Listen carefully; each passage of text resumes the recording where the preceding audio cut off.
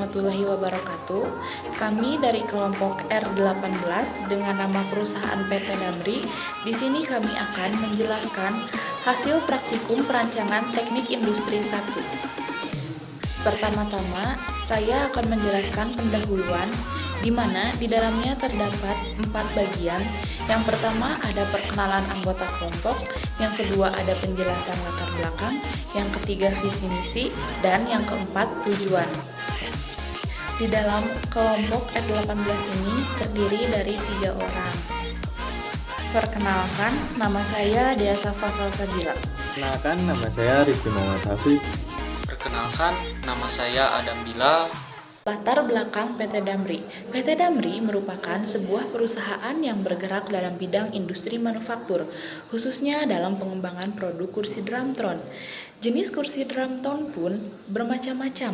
Ada yang minimalis, ada tempat sandaran, ada tempat minum, dan lain-lain. Sehingga kami dari PT Damri memerlukan jasa perusahaan lain dalam hal melakukan riset pasar dengan harapan dapat membantu kami mengetahui kebutuhan konsumen akan sebuah produk kursi Drumtron. Dengan adanya kerjasama dengan perusahaan lain, diharapkan dapat membuat kursi drum sesuai dengan permintaan pelanggan, di mana ada beberapa proses yang harus dilakukan untuk menciptakan produk kursi drum yang dapat diterima oleh masyarakat dalam memenuhi kebutuhannya. Tujuannya adalah untuk menciptakan kursi drum yang ergonomis, yang memiliki inovasi dan fungsi yang sesuai dengan kebutuhan dan keinginan konsumen, dengan mengedepankan nilai estetika, aman, nyaman, dan fleksibel. Adapun visi misi dari PT Damri. Visi, menjadikan perusahaan di bidang industri manufaktur kursi Drumtron terkemuka di Indonesia melalui inovasi produk serta mampu berkembang sehat dan mandiri. Kemudian, misi yang pertama, menghasilkan produk kursi Drumtron modern berkualitas tinggi yang tahan lama. Yang kedua, meningkatkan produktivitas dan kinerja sumber daya manusia untuk memberikan jaminan terhadap kepuasan pelanggan. Yang terakhir, melakukan inovasi produk menjadi yang terdepan dalam memenuhi kebutuhan konsumen. Kemudian ada penjelasan input, proses, dan output dari modul 1 sampai modul 6. Adapun input dari modul 1 ini merupakan kuesioner. Kuesioner yang digunakan ini yaitu merupakan kuesioner terbuka. Adapun pertanyaan-pertanyaan yang diajukan kepada responden ada pada slide berikut ini, dan di sini juga ada salah satu jawaban responden. Adapun proses dari modul 1 ini kita harus bisa mengetahui kebutuhan konsumen. Kebutuhan konsumen ini bisa diketahui atau bisa diolah dari hasil kuesioner yang sudah dijawab oleh para responden, di mana kita di sini harus bisa menggabungkan jawaban responden berdasarkan kemiripan jawabannya. Dengan contoh, yang pertama nih ada para responden itu menginginkan kursi Drumtron yang empuk, memiliki sandaran, bearingnya tidak mudah berputar, dan nyaman untuk digunakan.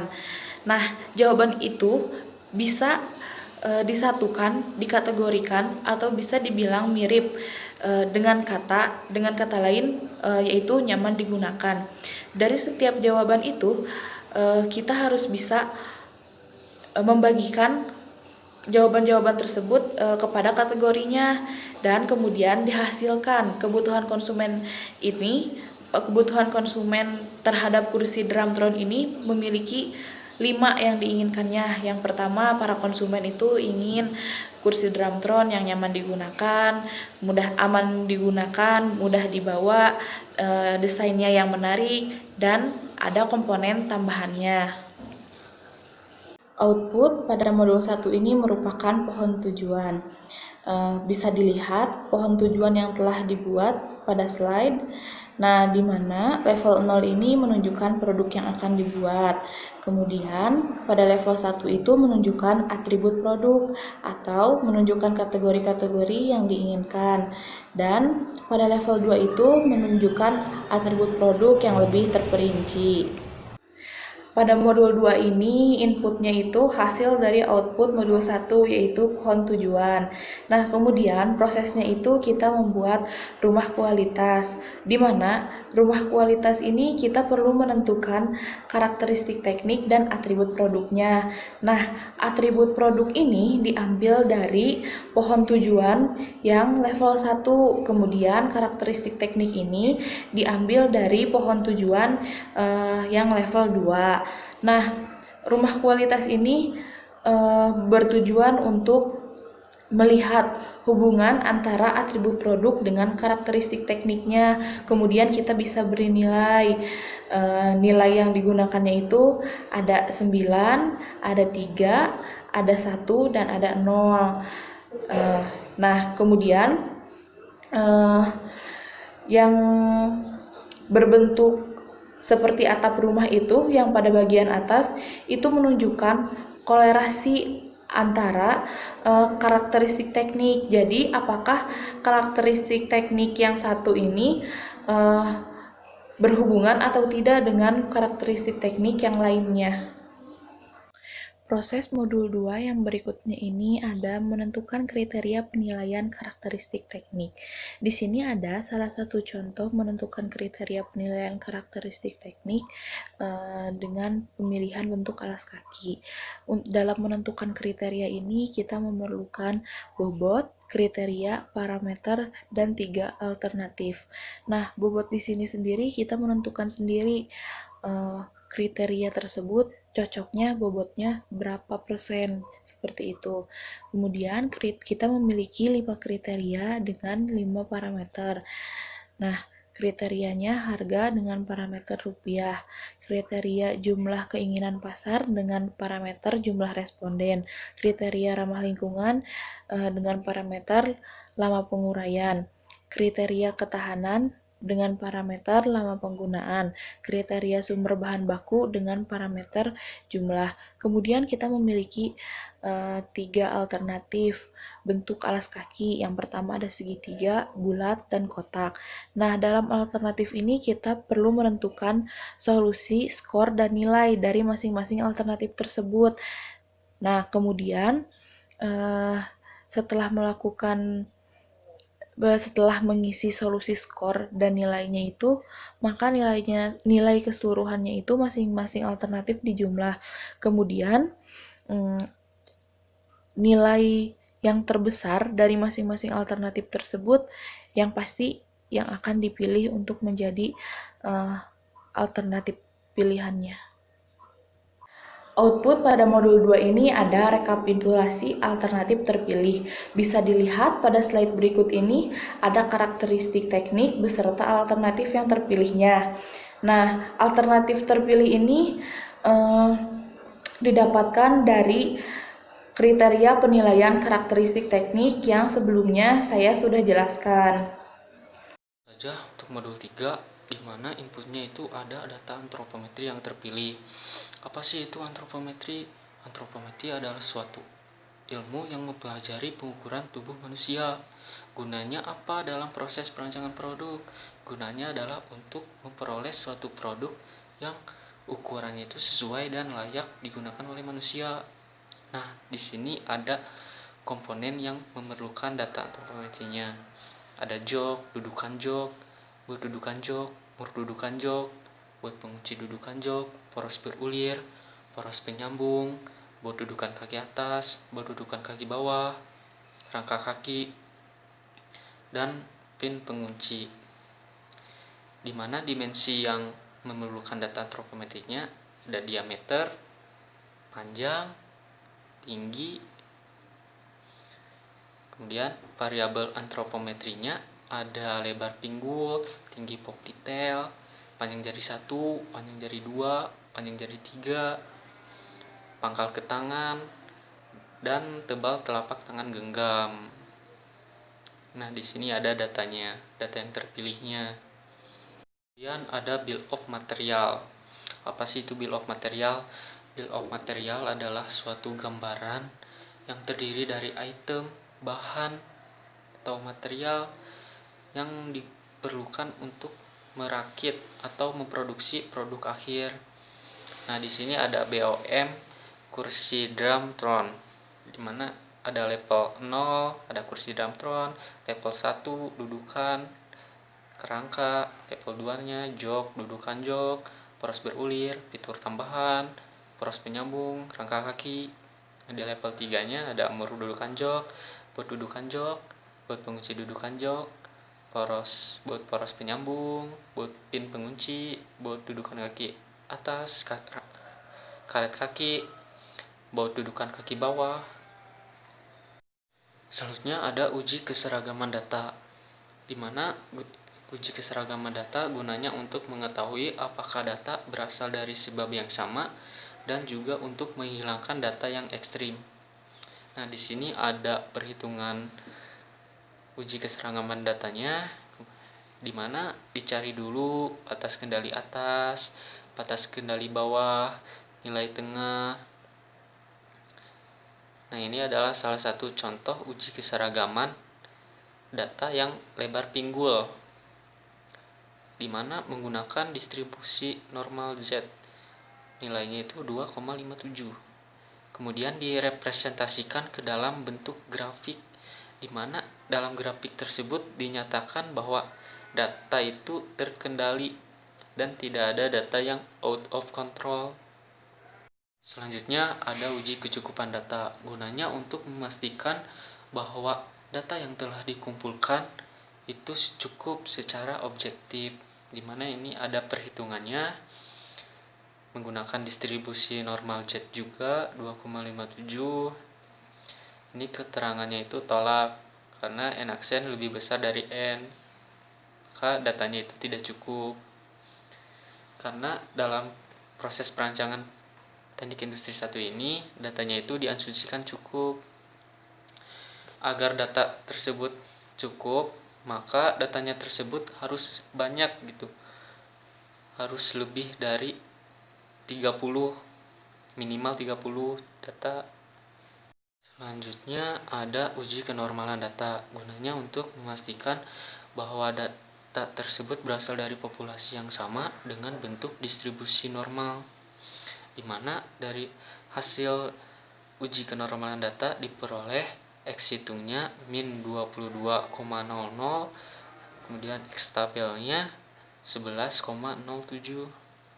Jika diartikan X hitung lebih kecil dari X tabel, maka H0 diterima. Setelah melakukan uji keseragaman, uji kecukupan, uji kenormalan, selanjutnya menentukan dimensi komponennya, di mana ada panjang, ada lebar atau diameter, dan tinggi. Nah, di sini ada komponennya, ada dimensinya, dan ada ukuran major yang terpilihnya, di mana ukuran major ini diperoleh dari perhitungan persentil. Kemudian outputnya ada gambar produk 3D kursi drum throne. Selanjutnya input dari modul 4, yaitu data hasil perakitan figura sekarang. Ada uraian kegiatannya, ada waktunya, di mana kegiatan ini dilakukan sebanyak 10 kali. Gunanya apa? Gunanya untuk memastikan bahwa data waktu yang dilakukan tersebut adalah sama. Tidak ada data yang ekstrim atau berbeda, di mana total waktu yang diperolehnya 1014 detik, kemudian rata-rata detiknya 101,4 detik, kemudian rata-rata menitnya 1,69 menit. Selanjutnya ada uji keseragaman data, di mana uji keseragaman ini mengambil contoh uraian kegiatan yang satu.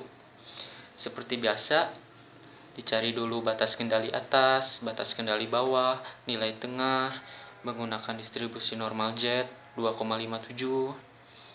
Nah, jika dilihat dari grafiknya, data tersebut itu seragam. Kenapa? Karena tidak ada data yang out of control. Jadi datanya itu terkendali. Selanjutnya ada uji kecukupan data, di mana uji kecukupan data ini diperoleh hasilnya itu tolak karena N aksen lebih besar daripada N. Artinya datanya tidak cukup. Kenapa tidak cukup? Karena data yang diperolehnya itu hanya ada 10, kegiatan yang dilakukannya ada 10 kali. Agar data tersebut tercukupi, harus dilakukan lagi kegiatannya lebih banyak, minimalnya 30 kegiatan untuk memperoleh 30 data agar datanya itu dapat tercukupi. Selanjutnya ada peta perakitan.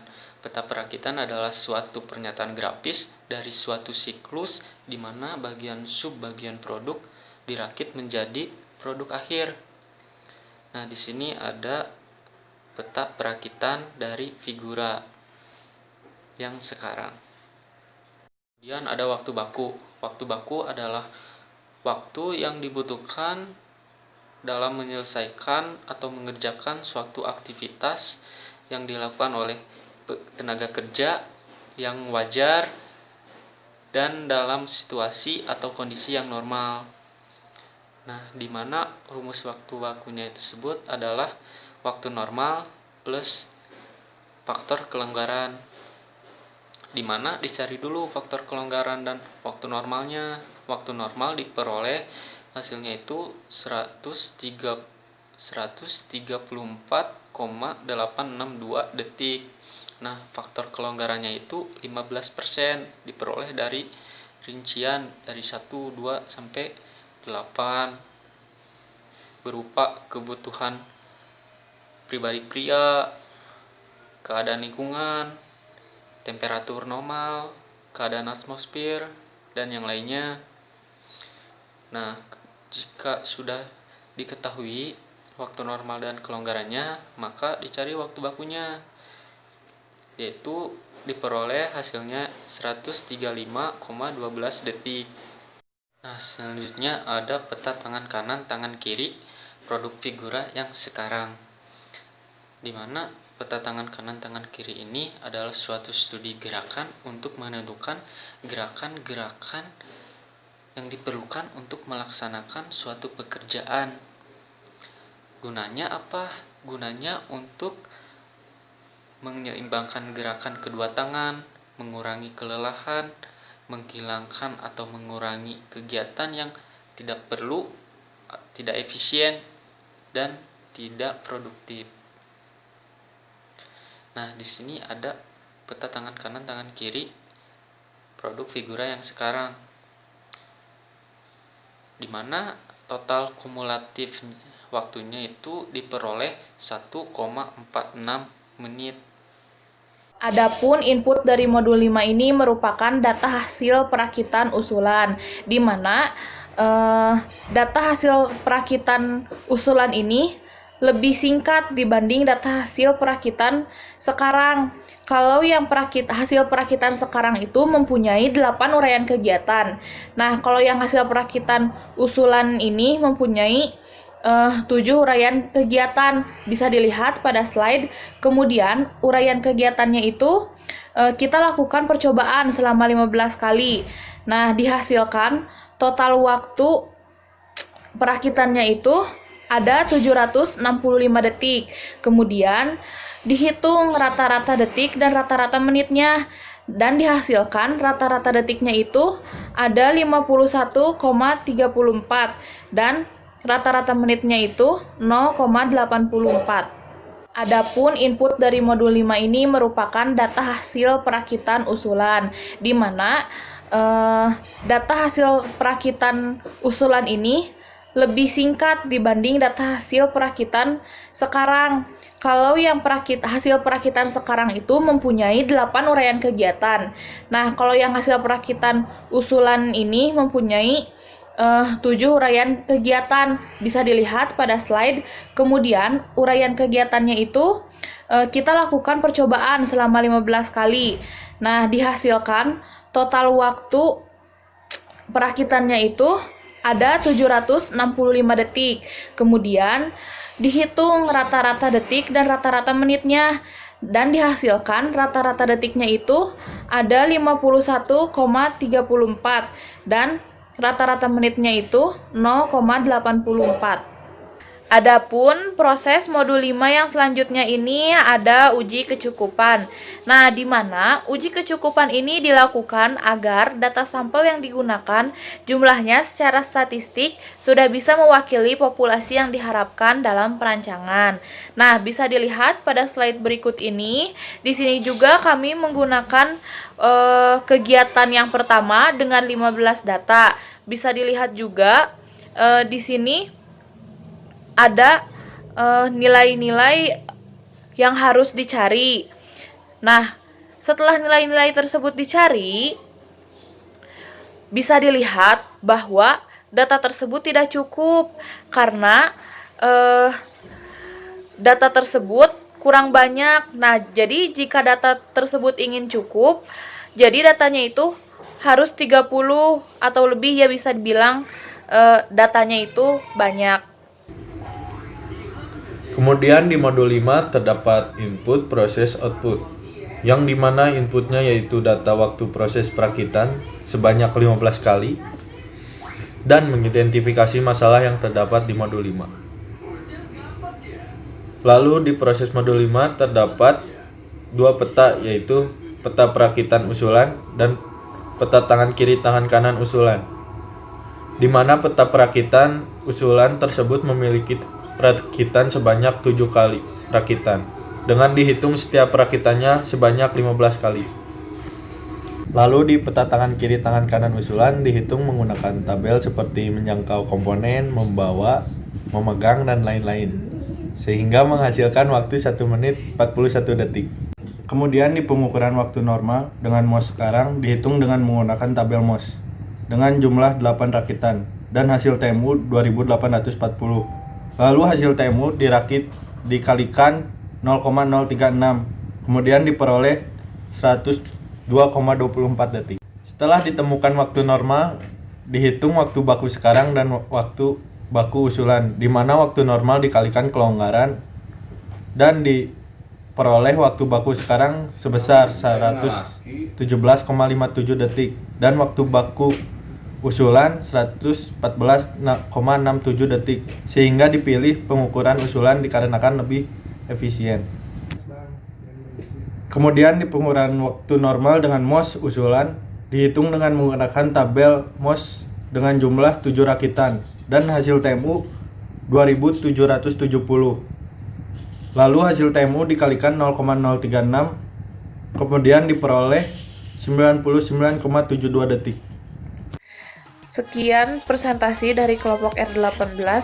Mohon maaf bila ada kesalahan kata-kata saat menyampaikan presentasi, dan saya selaku perwakilan kelompok R18 ingin mengucapkan terima kasih kepada seluruh asisten laboratorium sistem kerja dan ergonomi yang telah membimbing kami memberi ilmu dari pertemuan pertama sampai pertemuan terakhir. Wassalamualaikum warahmatullahi wabarakatuh.